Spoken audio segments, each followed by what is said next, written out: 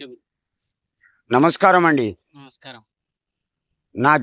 నా అభిమానులకు, దేశ జనాలకు దండం మరియు పాదాభివందనం. ఏడున్నారు నీకు అభిమానులు? కొన్ని కోట్ల మంది ఉన్నారు. ఏరు ఎక్కడగా ఎవడు కనపడలేడుగా. ఎదురుంగా రారు, ఉండే కాడ ఉంటారు. ఏమండి, చెప్పండి. ఇప్పుడు మనం భోంచేస్తాం, కొంచెం రుచిగున్నది అనుకో ఇంకొక ముద్ద ఎక్కువ తింటాం. అది రుచిగా లేదనుకో పడేది. అమ్మ మామూలుగా తిని చేయగలుగుతాం. ఏదైనా అంతేనండి. మాట కానీ, సినిమా కానీ, డబ్బు కానీ, మనిషికి ఆశ ఉండాలా, అతి ఆశ ఉండద్దు. తప్పు చేస్తే తంతరని భయం ఉండాలా. ఈ రెండు ఇంపార్టెంట్. ఈ రెండు లేని మనిషి వేస్ట్.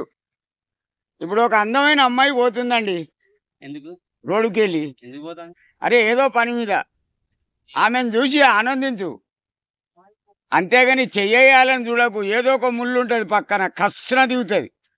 బాగానే గుర్తుపెట్టినా. నా అనుభవంతో చెప్తానా. ఎన్ని గుచ్చుకునేది ముళ్ళు? నేనే పెట్టిన కంతబంటి వేడితే పువ్వ పలిగింది. గుచ్చి మడత పెట్టుకో. 63 ఏళ్ళ వయసు, గ్లూకోజ్ తెలియదు, 42 కిలోల వెయిట్, శరీరంలోని బలమంతా చేతిలో చేసుకొని గుద్దితే 1 క్వింటల్ పడుతుంది. క్వింటల్. నా కోపం రానే రాదండి. వచ్చిందో ఎవడికి ఈయన. ఇక మొన్న ఒక సినిమాలో ఒక అమ్మాయి చచ్చిపోయిందండి. ఆ అమ్మాయి తప్పో, భగవంతుని తప్పో, లేకపోతే సినిమా రిలీజ్ చేసినది తప్పో, యాక్టింగ్ చేసినది తప్పో. పాపం అమ్మాయికి 2 పిల్లట అట, మనకు తెలియదు. ఒక బాబు, ఒక పాప. ఇతను అల్లు అరవింద్ వాళ్ళ నాన్న 25 లక్షలు ఇచ్చిందంట. ఇప్పుడు ఆ అబ్బాయి సీరియస్ ఉన్నాడు, హాస్పిటల్లో ఉంటాడు. ఒక 10-12 ఏళ్లకు. నేనైతే చూడలా, చెప్పంగిన్నా.